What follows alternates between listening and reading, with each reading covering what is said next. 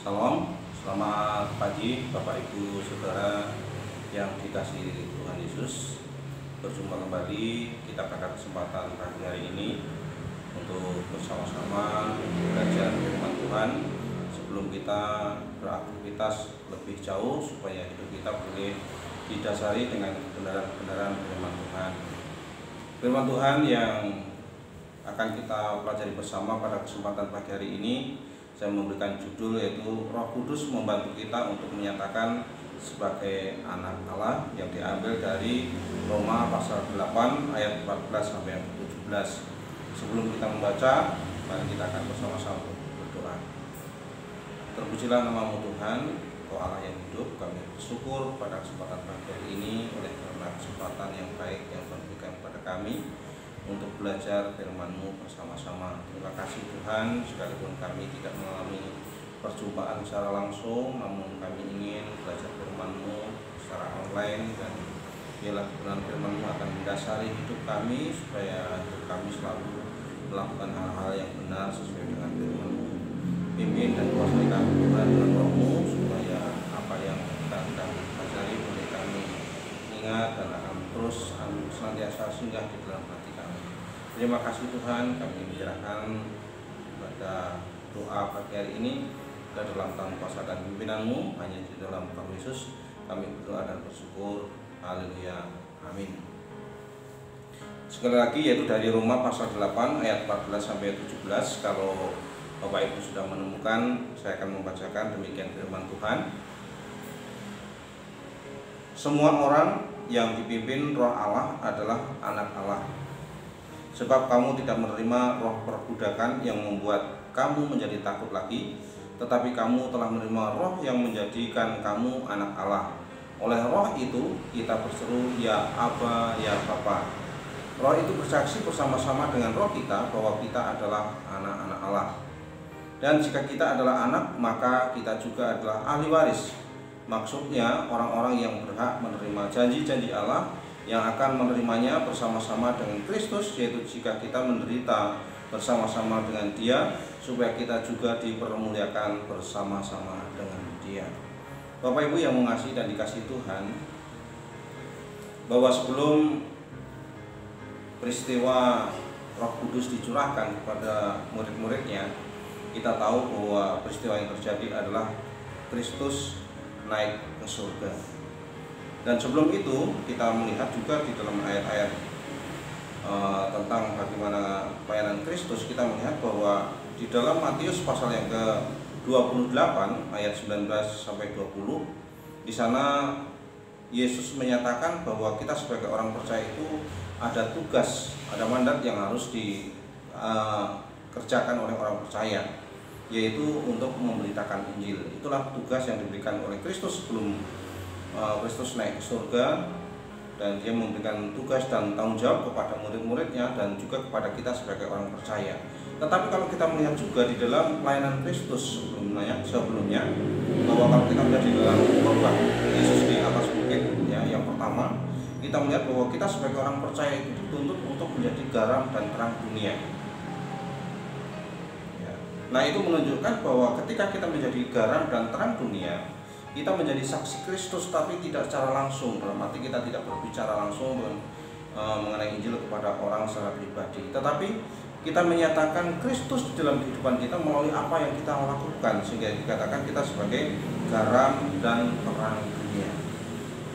Nah, Bapak Ibu saudara kasih Tuhan, dunia tidak mengenal Yesus, dunia juga tidak mengenal Roh Kudus, tetapi ketika kita sebagai orang percaya menyatakan hidup benar sebagai garam dan terang, maka dunia akan melihat pekerjaan Kristus dan Roh Kudus yang terjadi di dalam kehidupan kita, sehingga itulah kesaksian yang kita lakukan secara tidak langsung. Nah, dalam hal inilah kita melihat bahwa Roh Kudus membantu kita untuk menyatakan bahwa kita adalah anak-anak Allah. Nah, tentunya kita bahwa di pelajaran-pelajaran sebelumnya di dalam bulan ini kita banyak berbicara tentang Roh Kudus, ya, tentang bagaimana pekerjaan Roh Kudus dan sebagainya. Tapi di sini kita melihat bagaimana pekerjaan Roh Kudus yang ada di dalam kehidupan itu begitu luar biasa, ya. Dia menyatakan dan membantu kita, ya, untuk menjadi anak-anak Allah. Nah, di dalam Roma pasal 8 ayat 14 sampai 17 yang sudah kita baca menyatakan 3 kebenaran bahwa Roh membantu kita menyatakan sebagai anak-anak Allah. Jadi dalam pelajaran kita pada kesempatan pagi hari ini ada 3 hal yang akan kita pelajari, yaitu berkaitan dengan kebenaran tentang Roh Kudus yang membantu menyatakan bahwa kita sebagai anak-anak Allah. Yang pertama, Bapak Ibu Saudara sekalian Tuhan, mari kita masih melihat dari Roma pasal 8 ayat 14 ya. Saya akan membacakan ulang demikian firman Tuhan ayat yang ke-14. Semua orang yang dipimpin Roh Allah adalah anak Allah. Yang pertama, di sini kita melihat peran Roh Kudus dalam kehidupan kita sebagai orang percaya untuk menyatakan diri kita sebagai anak-anak Allah, yaitu bahwa Roh Kudus memimpin atau Roh Kudus memberikan pimpinan kepada kita. Banyak orang sulit untuk bertindak ya sebagai anak-anak Allah, sekalipun dia sudah menjadi orang Kristen yang sudah lama, sudah bertahun-tahun bahkan berpuluhan tahun dan sebagainya, tapi masih susah ya menyatakan diri dengan tindakannya, dengan perilakunya yang menyatakan bahwa dirinya sebagai anak-anak Allah. Kenapa? Karena kehidupan orang tersebut tentunya tidak dipimpin oleh Roh Kudus. Artinya bahwa memang Roh Kudus tidak pergi dari hatinya, Roh Kudus tidak pergi dari kehidupannya, tetapi orang tersebut tidak mau membiarkan kehidupannya, tidak mau membiarkan pribadinya dipimpin secara langsung oleh Roh Kudus. Nah, kalau hal ini terjadi dalam kehidupan kita, maka mau tidak mau yang terjadi adalah, yang menonjol adalah keinginan daging. Nah, di dalam ayat sebelumnya kita melihat bagaimana bahwa orang yang mau dipimpin oleh kedagingan, ya hidupnya adalah hidup secara kedagingan. Sifat dan karakternya adalah karakter kedagingan. Artinya bahwa memang kita sudah diperbarui, tetapi kita tetap melakukan pekerjaan yang lama. Kenapa? Karena kita belum membiarkan 100% Roh Kudus memimpin di dalam kehidupan kita. Jadi itulah yang menyebabkan kenapa orang percaya sulit untuk menyatakan dirinya sebagai anak-anak Allah, karena dirinya tidak mau membiarkan dipimpin oleh Roh Kudus 100%. Jadi Bapak Ibu Saudara kasih di dalam Tuhan, jadi kita menjadi orang percaya ya, harus menyatakan pribadi kita sebagai orang percaya. Artinya bahwa tindakan kita, perilaku kita, ya, sikap kita, tutur kata kita harus menunjukkan pribadi sebagai orang percaya. Tetapi kalau ternyata belum, itu berarti kita harus membiarkan Roh Kudus, merelakan Roh Kudus yang ada di dalam kehidupan kita itu memimpin kehidupan kita 100%. Jadi inilah bahwa itu yang pertama. Bagaimana supaya kita bisa menyatakan diri kita sebagai orang percaya kepada dunia, yaitu bahwa kita harus merelakan pribadi kita dipimpin oleh Roh Kudus yang pertama. Kemudian yang kedua, kita melihat masih di dalam Roma pasal 8 ayat yang ke-16 ya. Yang kedua adalah sebab kamu tidak menerima perbudakan yang membuat kamu menjadi takut lagi, tetapi kamu telah menerima Roh yang menjadikan kamu anak Allah. Oleh Roh itu kita bersaksi, kita berseru, ya Aba, ya Bapa. Ayat 16. Roh itu bersaksi bersama-sama dengan roh kita bahwa kita adalah anak-anak Allah. Yang kedua adalah di mana Roh Kudus ikut bersaksi menyatakan bahwa kita adalah anak-anak Allah.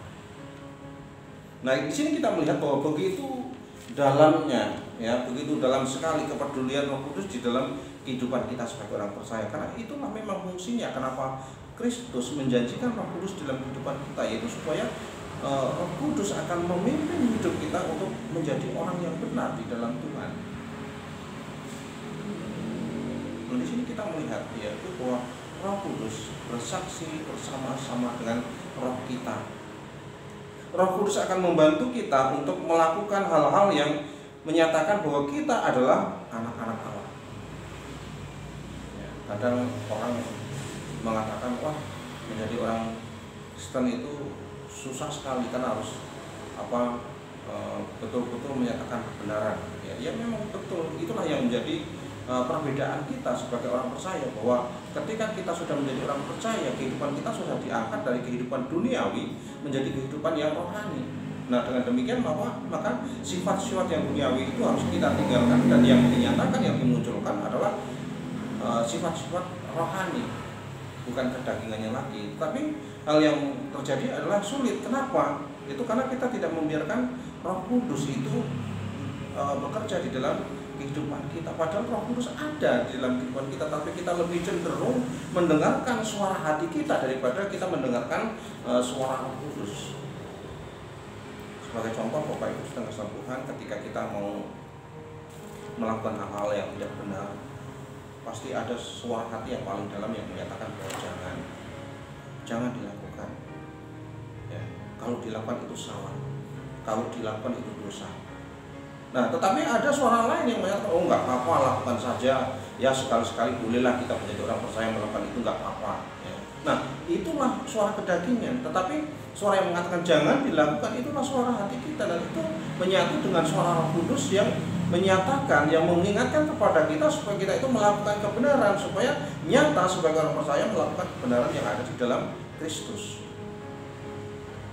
Jadi Roh membantu kita untuk menyaksikan kehidupan kita sebagai orang percaya kepada dunia tentang kebenaran-kebenaran yang terjadi, supaya dunia akan tahu, oh iya, orang itu setelah menjadi orang percaya ternyata kehidupannya berubah, kehidupannya menjadi baik, kehidupannya menjadi rohani, kata-katanya menjadi sopan santun, tindakannya, perilakunya menjadi baik, menjadi contoh, menjadi teladan dan sebagainya. Sehingga dengan demikian maka orang akan simpatis kepada kita, dan mereka akan memuliakan Allah. Syukur-syukur mereka akan, wah, kalau begitu saya akan menjadi dia, saya akan mengikuti jejak dia. Nah, inilah yang akan ditimbulkan kalau kita sebagai orang percaya menyatakan diri kita sebagai anak-anak Allah. Jadi Bapak Ibu Saudara kasih Tuhan, di sinilah kita melihat bahwa Roh Kudus betul-betul luar biasa yang ada dalam hati kita, membantu kita untuk bersaksi, untuk menyatakan diri kita.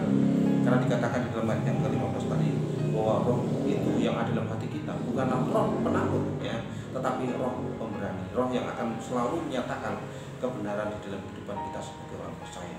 Jadi Bapak Ibu, itulah fungsi yang kedua, peran Roh Kudus di dalam kehidupan kita, yaitu dia akan bersaksi bersama-sama dengan roh kita yang menyatakan diri kita bahwa kita adalah anak-anak Allah di dalam kehidupan kita sekarang.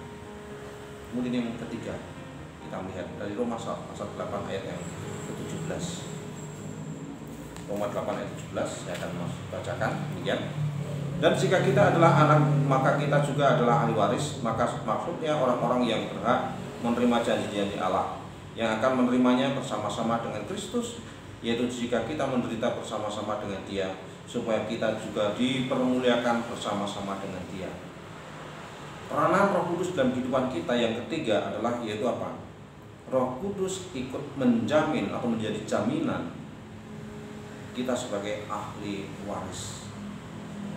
Nah, kata ahli waris, Bapak Ibu, kita melihat bahwa kalau di dalam keluarga kita sebagai anak, ya, tentunya kita juga berhak menerima waris, ya, menjadi ahli waris atau apa yang ada, apa yang dimiliki oleh keluarga itu, karena kita menjadi ahli waris. Nah, demikian pula ketika kita dikatakan kita menjadi ahli waris Allah, maka kita pun juga akan berhak menerima apa yang dimiliki Allah, yang akan diberikan kepada anak-anak Allah yang lain. Dan itu dikatakan bahwa Roh menjamin kita untuk menerima itu semuanya, karena Dia menyatakan bahwa kita sebagai anak-anak Allah. Nah, itulah Bapak Ibu Saudara kasih Tuhan, peran Roh Kudus begitu luar biasa. Apa yang akan kita terima ketika kita menjadi ahli waris Allah, karena kita sudah menjadi bagian di dalam keluarga Allah yang melakukan pekerjaan-pekerjaan Allah. Yaitu yang pertama, dikatakan di dalam ayat 17 tadi adalah janji-janji Allah. Kita tahu bahwa setiap Allah berjanji, Allah tidak pernah mengingkari, dan itu pasti akan diberikan kepada kita.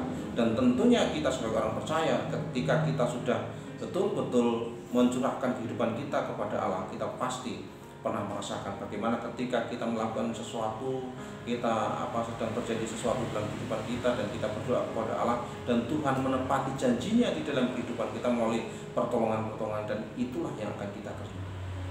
dan itulah hak yang dapat kita terima dari Allah. Kemudian selain itu kita dikatakan bahwa kita juga akan dipermuliakan bersama-sama dengan Kristus. Kenapa? Karena kita sudah menjadi bagian yang ikut menderita bersama-sama dengan Kristus. Karena kita tahu bahwa kita menjadi orang percaya itu tidak gampang. Secara kedagingan kita sudah mematikan kehidupan kita di dalam daging, dan itu sangat sulit sekali, dan itu sangat menyakitkan ketika kita sudah meninggalkan kedagingan yang seharusnya kita hidup bebas dan sebagainya tanpa harus ada kekangan. Tetapi sekarang kita harus berhati-hati dalam melakukan segala tindakan supaya kita tidak menjadi cemoohan bagi banyak orang, dan kita harus menyatakan diri kita sebagai orang percaya kepada dunia. Itulah yang menjadikan kita menderita. Di sini kita akan melihat bahwa Allah akan mempermuliakan kita bersama-sama dengan Kristus. Karena ketika kita sudah menderita bersama-sama dengan Kristus, kita juga akan merasakan dan menerima janji Allah. Jadi Bapak Ibu Saudara kasih di dalam Tuhan, itulah kebenaran yang dapat kita pelajari pada kesempatan pagi hari ini. Bagaimana kita dapat belajar tentang kebenaran bahwa Roh Kudus sangat berperan aktif di dalam kehidupan kita, yaitu Roh Kudus membantu kita untuk menyatakan diri kita sebagai anak-anak Allah. Yaitu yang pertama, bahwa Roh Kudus memimpin kita untuk melakukan kebenaran, dan yang kedua adalah Roh Kudus bersaksi bersama-sama dengan roh kita, dan yang ketiga kita melihat bahwa Roh Kudus menjamin kita sebagai ahli waris Allah. Dengan demikian tidak percuma Bapak Ibu jika di dalam kehidupan kita sebagai orang percaya selalu untuk mempercayakan hidup kita di dalam pimpinan Roh Kudus. Mari jangan kita membiarkan kehidupan kedagingan kita yang nampak, yang dimunculkan, tetapi kita akan nyatakan diri kita sebagai orang percaya, dan dengan bantuan dan pertolongan Roh Kudus maka kita mampu untuk melakukan kehidupan kita menjadi benar. Dengan demikian maka Allah dipermuliakan, Allah ditinggikan, dan banyak orang yang akan menjadi terima Yesus karena melihat kesaksian-kesaksian yang dinyatakan, yang diberikan oleh setiap orang percaya dan termasuk kita. Tuhan memberkati kita. Biarlah firman Allah selalu bersama-sama dengan kita. Amin.